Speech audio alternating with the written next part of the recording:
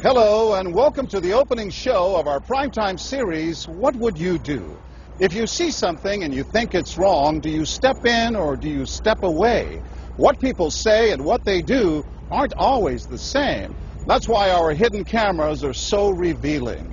In our first scenario, we weren't sure what to expect when our opinionated man behind the counter meets the Muslim woman in a headscarf. Deep in the heart of Texas, at this little roadside bakery, bigotry is being served with a coffee and bacon. Sir, I had a question. No, ma'am. We don't serve Muslims here. I'm sorry? This is America. We're at war with your people. I don't know what you think I am. I'm just trying to get an apple. Well, you're a terrorist is what you are. So, excuse me? You got to take your business elsewhere. We don't serve your kind here. The other customers at this bakery near Waco seem to hear everything, but they barely look at the Muslim woman, even when the language is tough to take. Get back on the camel and go back wherever you came from. Sir, I'm an American. I was born and raised in this country. No, you're not. Americans don't wear towels on their head. Muslim Americans say these are words they hear all the time in all parts of the country. But here at the bakery, what the customers don't know is that this Muslim woman and the man behind the counter are actors. The bakery is working with us, all part of a primetime hidden camera experiment on prejudice and patriotism. Please take your business elsewhere. Am I asking too much? When no one even tries to help her, she makes a direct appeal. Sir, would you mind ordering me an apple strudel? That's why I'm here. I can give you the money. I have no problem. That's not a problem with the money. Please, no, sir. Huh? I'm not going to let you order. Job. But when he gives her the cold shoulder, she finally just leaves. You could have helped her out. You could have spoken up. Why not? Me speak up for her? Well, if he would try to do some harm to her or something, then I would have. Well, why not try to set him straight? I really think that a person that owns his own business should be able to say who they sell to. She's not American. Others seem to agree with our actor as to who's an American and who's not. Is it all based on the way we look? I'm an American citizen. I just would like an apple strudel, please. Well, I'm sorry. Then why don't you dress like an American? You're so American. This is for religious purposes, sir, and I don't think you have any right to say anything. So I'm religious. I don't wear, Halloween costumes around. I mean, am I wrong here, sir? Not me. I run my business the way I want to run. That's right. Don't come in here without shoes and skirt on. This customer is adamant that the man behind the counter is doing the right thing. I'm ready for you. But the fact is, it's against the law to deny service to someone based on their race or religion. My name is John Quinones, and I'm with ABC News. What did you think of what you heard here? I didn't hear anything racist. He told her he wouldn't serve her. Well, he can say he wouldn't serve you if you come in here barefooted without a shirt on. But she wasn't barefoot or without a shirt on. Well, she wasn't dressed right. What do you mean? If I was running a place, I'd do the same thing. You wouldn't let Muslims shop at your store? I sure wouldn't. We never expected customers to be so candid. How do I know you don't have a bomb in there? Watch what happens this time when, once again, our Muslim woman is denied service. This is not right. And again leaves. I mean, we reserve the right to not serve. That's right. Certain kind. That's right. That's, I appreciate seeing that. I think that's the first time I've ever seen that. He not only commends the man behind the counter for his discriminatory behavior, but he gives him the thumbs up, not once, but twice, Good job. All right. as he leaves. Could I talk to you, sir, for a second? But when I approach, Sir, we're with ABC News. there is no thumbs up for me. We staged a little experiment in there to see how people would react to that kind of attitude. You're not an American. I am an American. That man took it a bit farther, telling me I'm not an American. He was threatened. Jack DeVideo is a social psychologist at Yale University. So when we as Americans feel threatened from the outside, we're going to define ourselves in very rigid fashions. Either you're with me, and if you're not really one of me, then you must be somebody else who's against me. The young woman in our experiment is an actor, but for this woman, discrimination is all too real. Nahaya Javed helped us design our experiment. Although born in Chicago, she says she's constantly characterized by fellow Americans as the enemy.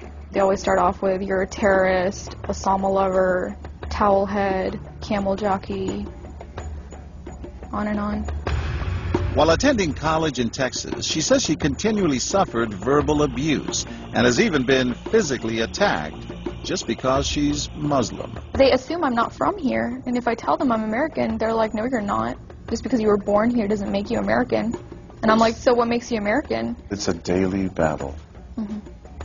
And I don't feel like living in America, I should have to fight this battle. Meanwhile, back at the bakery, our actor is at it again. But how do I know you're not a terrorist? Terrorists look like you. But this time the customers are sympathizing with the Muslim woman. You're a Christian. Come on. Right, I know, but can you blame me? Yeah, I can't blame you, actually.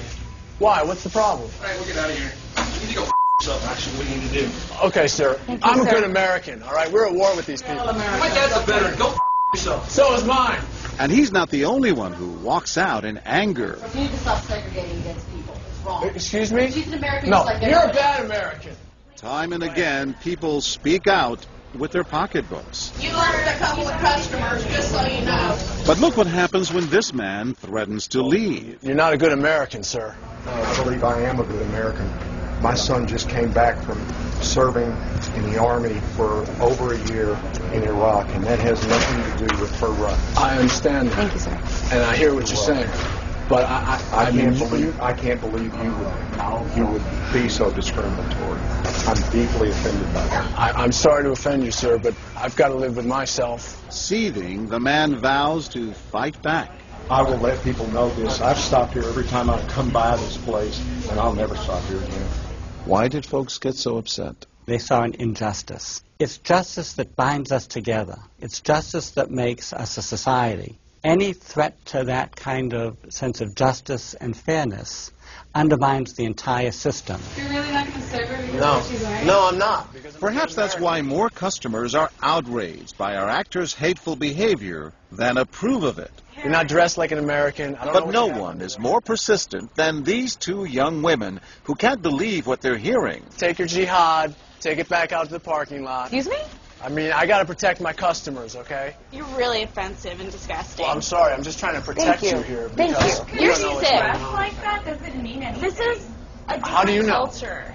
You're These people so are trying to ignorant. kill It's Americans. disgusting. It is my culture. So you're ready to serve me, but you're not ready to serve her? You're obviously dressed like an American. Big deal. She's Muslim. And unlike the others, they don't just leave in anger. They stand their ground. So you're going to regulate what people wear? Yes, because I believe Are you the the degree manager? of... No, I'm not the manager. Can I speak to your manager? I'm John Quinones with ABC News. It's only when we catch up with our heroines that they finally let their guards down. I'm with my friend who's, Muslim, and it's, I've just seen how people treat them differently. And it really hurts me. Just watching them stand up for what they believe in touches Professor DeVideo. In a way, they defended America. And I was impressed by that, because they wanted this to be a just society, a just place, a just bakery. I'm John Quinones. And remember this man whose son served in Iraq? He's also moved to tears. Every person deserves to be treated with respect and dignity. No matter how In they're every dressed. situation, no matter how they're dressed. Never have we seen reactions so polarized, from a thumbs up for prejudice to an emphatic thumbs down. Go yourself. Two different Americas, both convinced they're patriotic. At the end of the day, 13 people stood up for the Muslim woman, while 6 sided with the clerk. But the majority of the bystanders, 22, did or said absolutely nothing. That's what's most frightening to Muslims like Nahaya, who was watching our experiment. In fact, so frightening that they often avoid going out by themselves. It's really sad because I'm old enough to be able to do things by myself. I shouldn't need a chaperone all the time. But that one time that I'm alone and something bad might happen, I'd rather be safe than sorry. I am Nahaya. It's no wonder this young woman was so moved by the people who came forward to protect a stranger who just happens to be Muslim. Thank you so much for what you did, and I wish more people would do these types of things. And I do too. It would make my life a lot easier. God go with you.